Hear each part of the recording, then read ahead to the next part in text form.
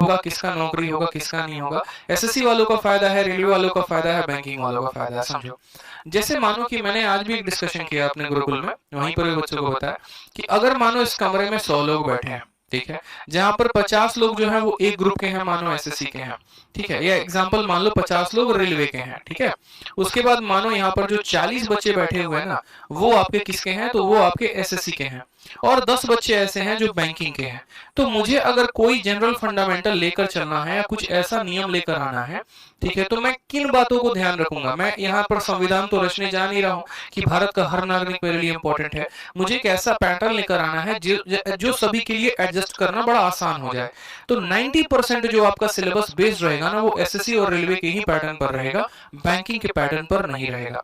यानी जो student SSC की तैयारी कर रहा है या थोड़ा रेलवे का तैयारी कर रहा है, उसको सीईटी आने के बाद लाभ हो सकता है, ठीक है। क्योंकि जो प्रीलिम्स का पेपर होगा वो ऑलमोस्ट सेम रहेगा। जैसे यूपीएससी का प्रीलिम्स देखते हैं, बीपीएससी का प्रीलिम्स देखते हैं, तो इनका प्रीलिम क्या होता है, क्वालिफाइंग इन नेचर होता है। उसी तरीके से आपका जो सीईटी है उसका भी प्रीलिम्स क्वालिफाइंग इन नेचर है, 3 साल तक के लिए वो वैलिड है।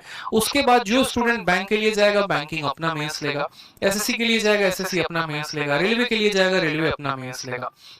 और जो ये आपका प्री का रहेगा, इसके आधार पर अलग अलग स्टेट एग्जाम्स को आप दे सकते हो। तो वही बात मैं आपको शुरू से कहने वाला हूं, शुरू से कह रहा हूं, अपने सिलेबस को कंप्लीट करते रहिए।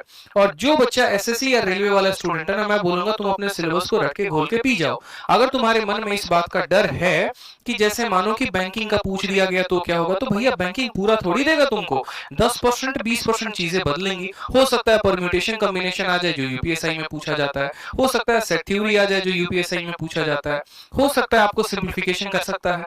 अब वो 10% 20% बदलेगा, तो जिस स्टूडेंट ने पहले से मेहनत कर रखी है उसका नुकसान नहीं है। समझ गए बात को, उसका नुकसान नहीं है। फिर उसको वो 10% और 20% के ही पीछे भागना पड़ेगा। लेकिन जिसने पहले से नहीं किया उसका कितना नुकसान होगा सोचो। उसका नुकसान ये होगा कि पूरा सिलेबस ही उसको नया लगेगा, उसको हर एक पॉइंट पढ़ने की आवश्यकता पड़ेगी। जैसे मानो मेरा पूरा सिलेबस कंप्लीट है, कल के दिन मुझे पता चलता है कि सीटी में आने के बाद सिर्फ 2 नए टॉपिक पढ़ने हैं, तो बस मैं 2 ही टॉपिक पर फोकस करूंगा ना, क्योंकि मेरा बाकी तो पूरा कंप्लीट है। लेकिन अगर सिलेबस ही कंप्लीट नहीं है तो मेरे लिए हर टॉपिक नया है, हर सब्जेक्ट नया है, हर कुछ नया है। उस हिसाब से मेरे मेहनत का समय भी लगेगा और उसी हिसाब से मेरा सिलेक्शन भी निर्धारित होगा। तो इन छोटी छोटी बातों का ध्यान रखें। सीटी को लेकर बहुत ज्यादा घबराएं नहीं, आप अपने सिलेबस पे स्टक रहें। खासकर एसएससी और रेलवे के स्टूडेंट, जितना आपने पढ़ा है उसी से ही पेपर में क्वेश्चंस आएंगे। और इतना भी परेशान ना हो आ गया तो क्या होगा, कोई दिक्कत की बात नहीं है। जब तक बाकी फॉर्म से जोर उस पे डालिए, सीजीएल पे डालिए, सीएचएसएल पे डालिए, पूरा मेहनत करिए। जिस दिन आएगा मुस्कुरा के पेपर देंगे, घबराने वाली बात थोड़ी है। ये तो एक और अच्छी बात है कि जहां तक हमारा जो लिमिटेशन होता था वो सिर्फ और सिर्फ सीजीएल और सीएचएसएल पर रहता था कि हम या तो इसका फॉर्म भरते थे, नहीं तो इसका फॉर्म भरते थे। अब हमारे पास एक ऐसा खुला अखाड़ा है, जैसे कहते हैं ना कि पहले जो है मेरे पास मेरे गली में सिर्फ 2 दुकानें थी, तो मेरे पास ऑप्शन थे या तो मैं इस दुकान से ले सकता हूँ, नहीं तो मैं इस दुकान से ले सकता हूँ, या दोनों से ले सकता हूँ।